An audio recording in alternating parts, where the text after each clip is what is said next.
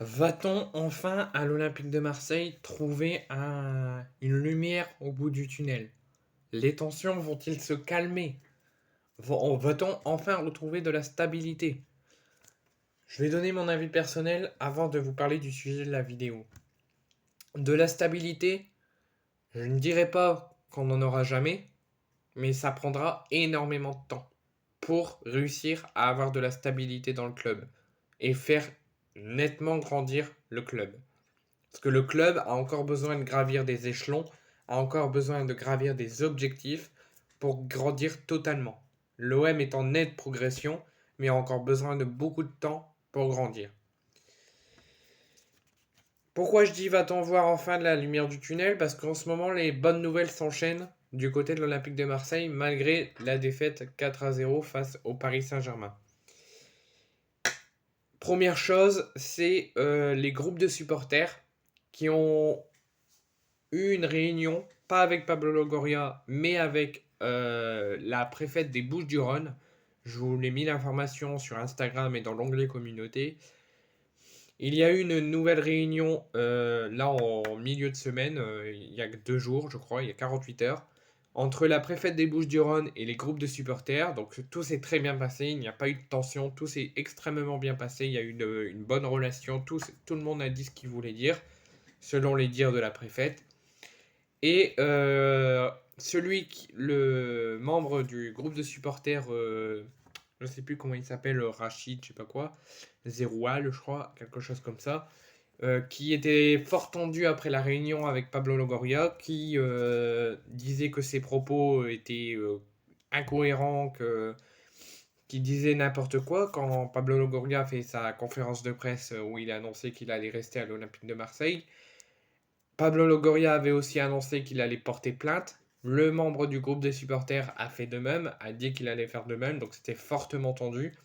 Tout s'est bien passé lors de la nouvelle réunion avec la préfète et le membre, donc ce que je voulais dire, Rachid Seroual, a dit, il n'a pas parlé de porter plainte, et il n'a pas reparlé de ça, mais il a parlé qu'il était prêt, si Pablo Longoria était d'accord, dans les prochaines heures, à pouvoir négocier et discuter avec lui pour retrouver de la bonne humeur et de la stabilité.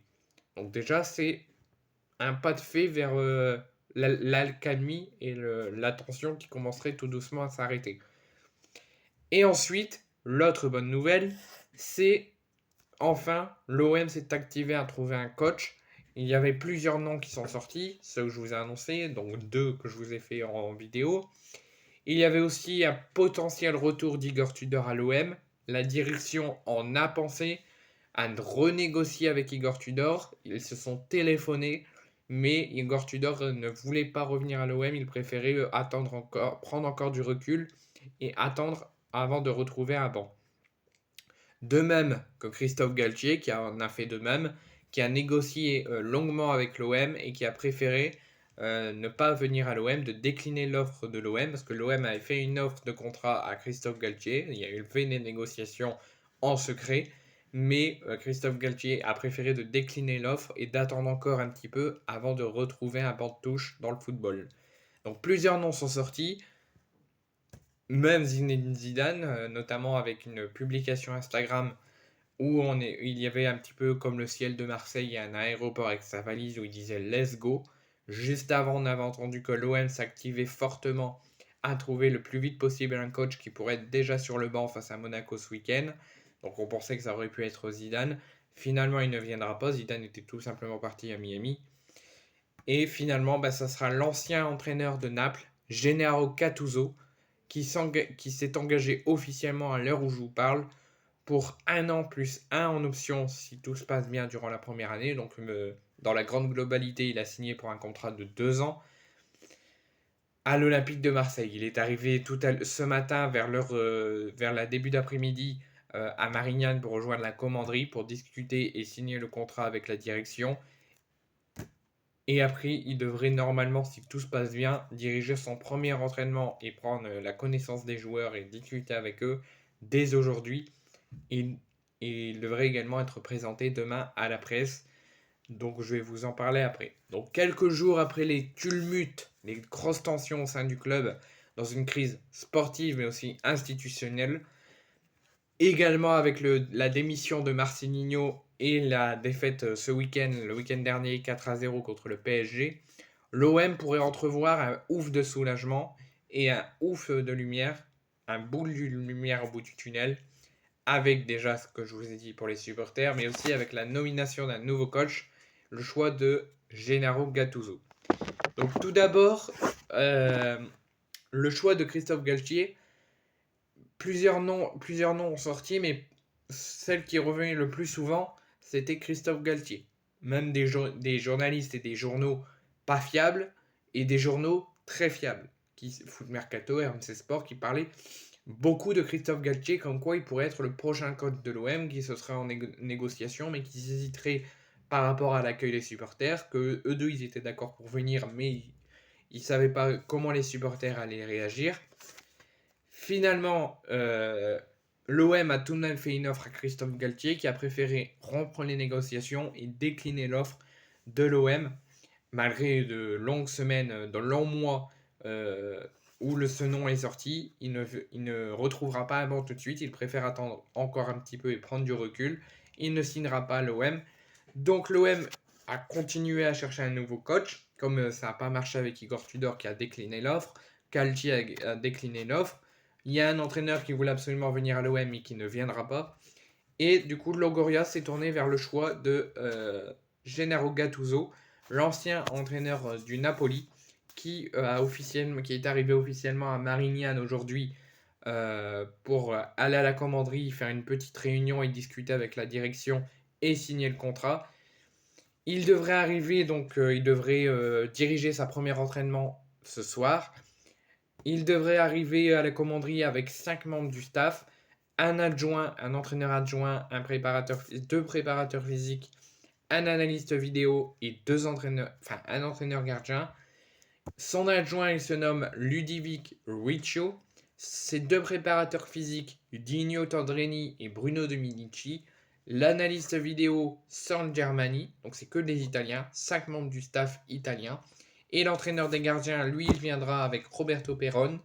Mais l'actuel, depuis quelque temps, même depuis l'arrivée de Sampaoli, l'entraîneur des gardiens, John Pasqua, va tout de même, malgré l'arrivée de Gattuso, va tout de même rester à l'Olympique de Marseille. Donc l'OM aura deux gardiens, un qui est là depuis quelques années, à nouveau Roberto Perron, deux préparateurs physiques, un entraîneur adjoint et un analyste vidéo. Concernant David Frio, qui était l'entraîneur adjoint de Pancho Abardonado, il reprendra son poste au sein de la direction.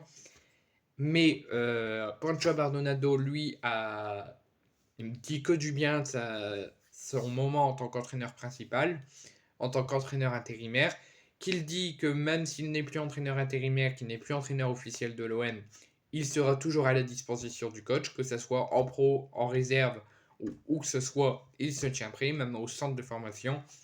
Et avant de dire qu'il quitte officiellement le monde pro, il va discuter dès que Gattuso sera installé et que tout le monde sera prêt, il va discuter avec Gattuso pour savoir est-ce qu'il pourrait avoir un rôle avec eux ou est-ce qu'il n'aura pas de rôle et il devra s'en aller ou aller dans le centre de formation ou quelque chose comme ça. Donc son contrat qu'il a signé officiellement ce soir en compagnie de Pablo Longoria, c'est un contrat d'1 an plus 1 an en option. Donc là vous allez me dire il signe qu'un an, c'est pas normal.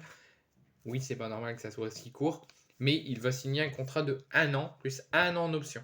Donc en gros, il sera l'OM, si tout se passe bien durant son contrat, il devrait signer, il devrait signer 2 ans.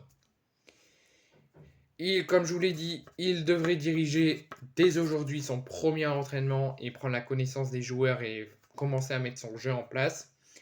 2 conférences de presse auront lieu demain. Une conférence de presse donc pour présenter. En fait, de base, il devait avoir la conférence de presse de présentation habituelle, ne devait pas avoir lieu. Il devait avoir une seule conférence de presse. C'est la conférence de presse d'avant-match avant Monaco-Marseille. Donc il devait avoir un joueur de l'OM plus Gattuso plus Pablo. Finalement, l'OM, en officialisant via un communiqué la nomination de Gattuso, ils ont annoncé qu'il y aura 2 conférences de presse. Une à 17h entre Pablo Longoria et Gattuso pour sa présentation. Et il y aura aussi une conférence de presse d'avant-match avec Gattuso du coup et un joueur de l'OM avant le match de ce week-end face à Monaco.